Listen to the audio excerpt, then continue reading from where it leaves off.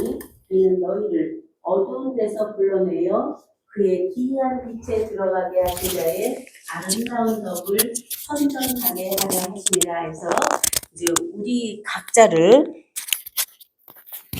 택하신 족속이고 왕 같은 제사장들이고 거룩한 나라고 그의 소유된 백성이다 이렇게 말씀을 하십니다. 그러면 우리가 어두운 가운데 있었을 때는 어떤 생활을 했던 때죠? 아까 길가, 돌짝밭, 가시밭, 좋은밭 네 밭을 우리에게 말씀해 주셨는데 우리들의 육체적인 본성적 삶을 이제 길가라고 하고 안에 그 돌짝밭은 자기가 많이 알고 보고 깨닫고 있는 지식이 많은 것을 가치관들을 많이 세워놓은 것을 이제 돌밭이라고 하면서 그 가시밭은 그러한 자기 기준으로 모든 것을 다 넘어가서 안에서 합일된 통일된 면으로 보질 않고 그 기준으로 계속 찌르는 거죠. 이것은 옳고 이것은 그르고 그런 판단을 하고 있는 가시밭 같은 자기 또 땅이 있죠. 그런가 하면 그걸 넘어가서 좋은 밭은 그냥 밭 가는 자가 갈기에 아주 부드럽고 그 촉촉한 그래서 씨를 뿌리면 그 안에서 싹이 뿌리가 내리고 싹이 나고 꽃이 피고 열매 맺어서 아름다운 열매 맺어 그 열매가 원씨 뿌리는 씨와 원씨가 한 씨가 돼서 자체 하나를 이루는 이제 그러한 면을 그 안에 감추고 있죠. 오늘 제가 이제 잠깐 말씀을 드리자면 산책을 하는데 똑떼르르 똑떼그르르 똑떼그르르 그래요. 그래서 이게 무슨 소리일까? 무슨 소리 같아요? 도토리. 네, 맞아요. 그래서 도토리가 딱 떨어지는데 떼그르르 그렇게 계속 그 소리가 나더라고요. 어디서 나는 소리지? 그리고 보니까 도토리가 떨어지더라고요. 그래서 그걸 딱 봤는데 그 도토리를 보면서 제가 감동을 받았어요. 그 처음에 이제 봄에 꽃이 펴서 열매 맺어서 이렇게 오는 과정에 그 나무들이 그 열매 맺게 하기 위해서 얼마나 수고를 많이 하고 보호를 합니까? 그런가 하면 잎사귀들도 그를 시원하게 바람으로 다 해주기도 하고 뿌리에서는 그 양분을 올려서 그가 자라도록 다 하는데 그 스스로 그 자체를 열매 맺기 위해서 자신도 그 노력을 하죠. 그래서 이제 열매가 딱 됐어. 그래 열매가 됐는데 거기서 붙어서 그냥 거기서 누리고 싶은 거예요. 그런데 그 나무가 걔를 떨어뜨려 버려. 그러니까 거기 정말 좋잖아요. 다 보호되고 양분도 되고 다 돼서 거기서 그냥 누리고 싶고 내려오기 싫은 거예요, 세상에. 그런데 딱 떨어뜨려서 세상에 떨어지니까 걔가 다람쥐의 먹이도 되고 또 사람들의 먹이도 되고 그런가 하면 그 육적인 면에서 보일 때는 그러거든요. 제 안에 오니까 얘가 영적 먹이가 되더라. 영적 양식이. 어떻게? 그 안에서 모든 과정을 보면서 거기에 붙어 있으면 정말 좋고 좋은데 떨어뜨려서 세상에서 너 몸을 다 들여서 거기서 생명을 살려라 하는 것을 딱 볼 때 저에게는 영적 양식이 되더라고요. 이제 그런가 하면 그걸 넘어가 보면 그냥 그 자체가 자체 하나인 낸 것도 하나님 안에서 그 되게 하는 것도 하나님 안에서 지금 보고 있는 것도 그 안에 양식이 되는 것도 일체가 나는 하나님 안에서 낳게도 했고 보게도 했고 되게도 했고 일체 하나인 것이 그냥 한 몸으로 딱 돼버리는 은혜를 받으니까 이 자체가 정말 양식이 우리들이 오르고 올라서 정말 영광의 보좌에 오르는데 예수 그리스도께서 낮고 천한 또 마구간에 오셔서 자기가 양식이 되잖아요. 이제 그런 것처럼 우리들의 삶 자체가 정말 오르고 올라서 온전함을 다 이루었다면 이미 온전함을 이룬 너희도 달리 생각하면 또 그대로 나타난다는 것처럼 우리들 각자의 이제 살아있는 생각이 무슨 생각을 하느냐에 따라서 나의 삶은 결정이 되더라고요. 그래서 이제 그러한 하나님 자체, 아버지와 나는 하나고 내가 길이고 진리고 생명인 예수 그리스도가 선언한 그 말씀이 나의 말이 되고 그걸 넘어가서 본래 하나님 안에 함께 있었던 태초부터 있는 생명 자체가 나 하나인 존재로 딱 쓰니까 모든 것이 수정같이 맑은 유리바다처럼 보이는 거예요. 위에서 보면 다 보이잖아요. 우리가 여기 있으면은 그냥 이렇게 보이는데 그 비행기만 타도 밑에 있는 것들이 막 이렇게 다 작게 보이면서 보이잖아요. 그런 것처럼 하늘에 올라 산에 올라 예수님 계속 그러시잖아요. 그러면 우리를 초월, 초명, 투명투가하라는 거거든요. 있는 자리에서 다 놓고 내면 안에 들어가서 보면 골방에 계신 내 아버지께 기도하라서 안에 나를 낳으신 내 아버지면 근본이잖아요. 나의 근본, 나의 근원이고 원천이고 시원이고 태초인 그와 딱 맞닥뜨리면 일체가 다 맑고 환한 자기 마음 세계도 되고 정신 세계도 되고 성품도 그 안에서 온전한 신의 성품이 나타나게 돼 있죠. 아까 앞에서 이제 말씀을 들었는데 원수를 사랑하다. 원수 사랑 안 되거든요. 원수가 없는 거예요. 원수는 사랑할 수가 없고 원수가 자기 안에서 되어지지 않는 거예요. 어떤 사람도 원수가 안 돼요. 그러한 자기 자체로 우뚝 서는 것이 바로 하나님 자체가 우리 안에서 원하고 바라는 나와 아버지와는 하나인 존재로 딱 쓰게 되는 거죠. 그래서 우리가 베드로전서 2장에서 말씀을 쭉 주시는데 한번 딱딱딱 중심적인 것만 한번 보겠습니다. 베드로전서 1장 3절에서는 우리 주 예수 그리스도의 아버지 하나님이 그 많으신 긍휼대로 예수 그리스도의 죽은 자 가운데서 부활하심으로 말미암아 우리를 거듭나게 하사 산 소망이 있게 하시며 썩지 않고 더럽지 않고 쇠하지 아니하는 기업을 있게 하시나니 곧 너희를 위하여 하늘에 간직하신 것이라 해서 하늘의 산 소망이에요. 그러니까 하늘에는 이미 다 이루어져 있던 것이잖아요. 그 안에 하나님도 아버지도 독생자도 아들들도 자녀들도 그리스도 안에 온전한 자체로 있었다고 에베소서 1장에 나오는 것처럼 그러한 온전함이 우리들의 산 소망이 이제 이루어지는 거죠.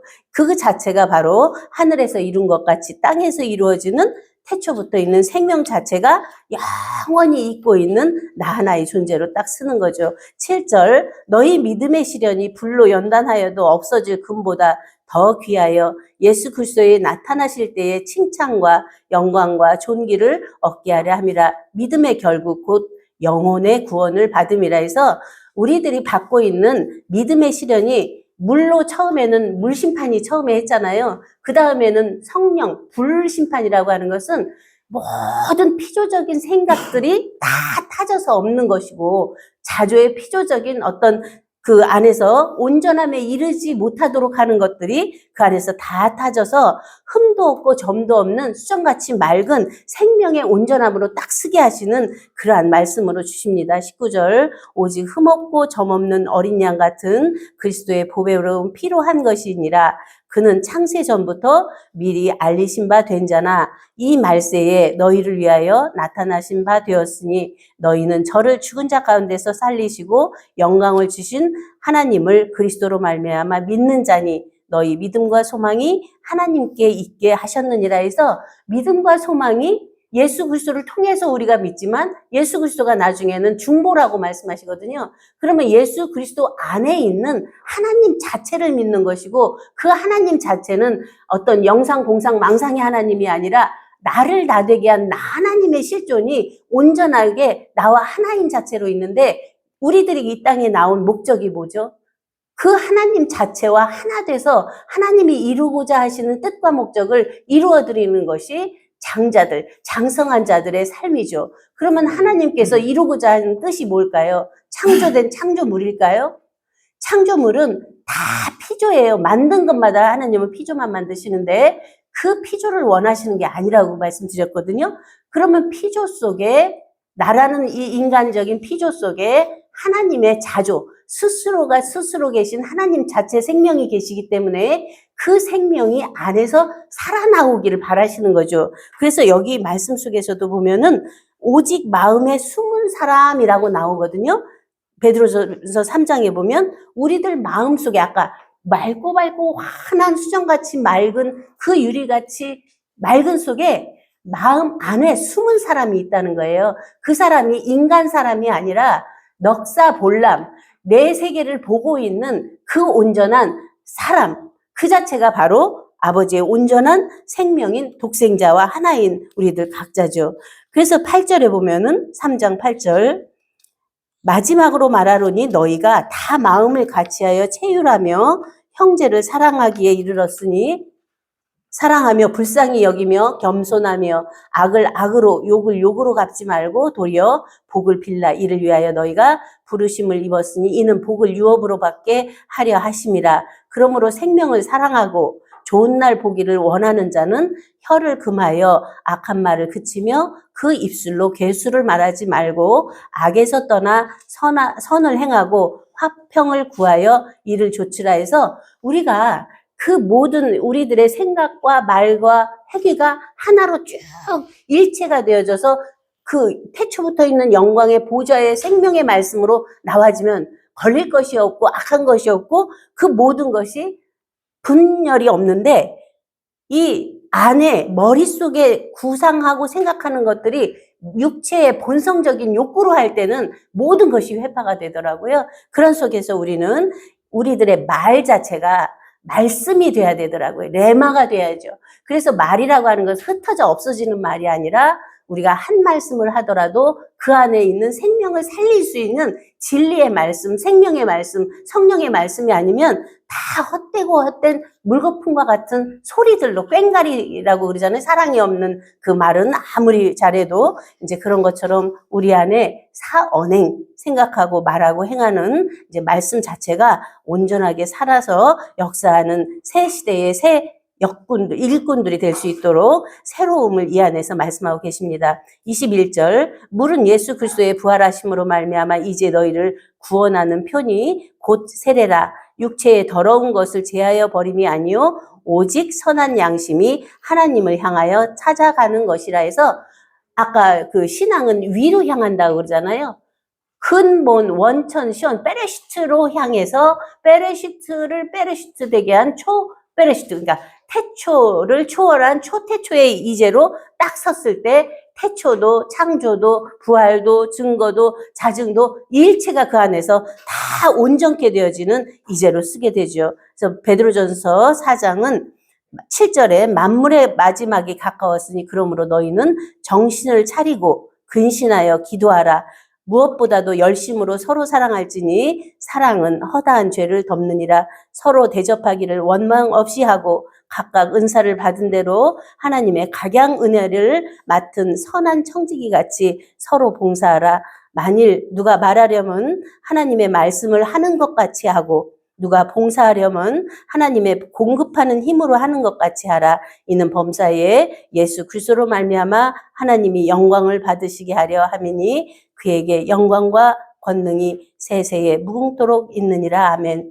그래서 하늘 안에서 온전하게 되어 있는 영광, 사랑, 존귀, 거룩, 진리, 생명 자체가 온전한 우리들 중심에 딱 서 있으면 그 자체를 이제 행하는 것이 지금 말씀드린 것처럼 이러한 모든 일을 하되 하나님이 하시는 것처럼 말씀을 하되 하나님이 말씀하시는 것처럼 모든 사랑을 하되 하나님 자체가 우리를 사랑하신 것처럼 그러한 사랑으로 온전케 될 때 우리 안에 먼저 자기 안에 기쁨, 만족, 환희는 되게 돼 있고 그 안에서 흘러넘침으로 서로 사랑이 되어지기 때문에 아름다운 에덴 동산은 이미 자신 안에 되어 있고 우리가 또 되어가고 되어서 또 넘쳐서 또 하나님 나라의 그 확장이 되어가는 이제다 하는 것으로 보게 됩니다. 베드로전서 5장 너희 중에 있는 하나님의 양무리를 치되 부득이함으로 하지 말고 오직 하나님의 뜻을 조차 자원함으로 하며 여기서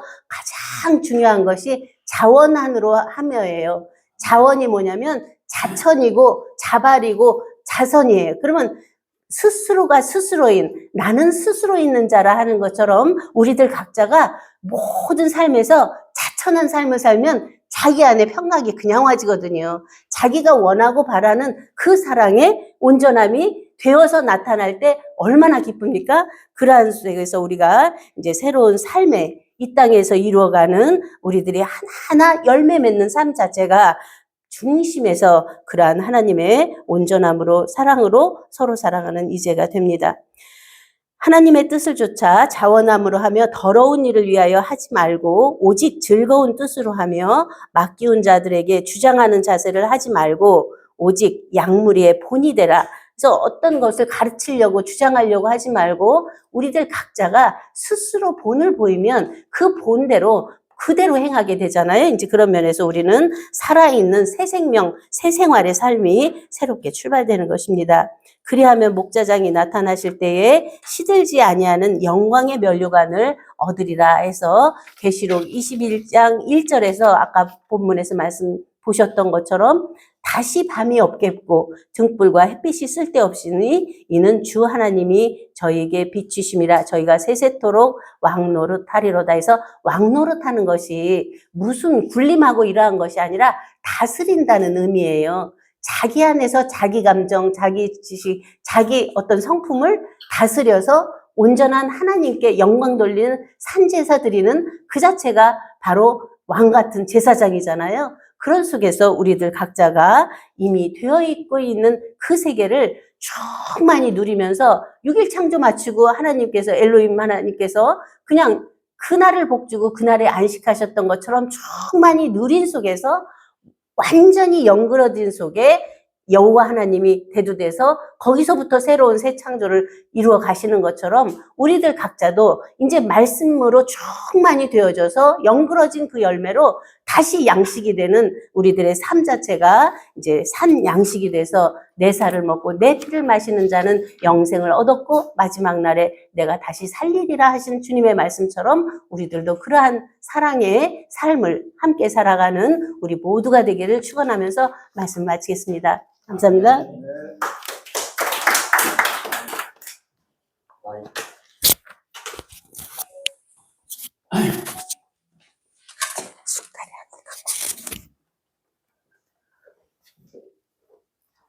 오늘 저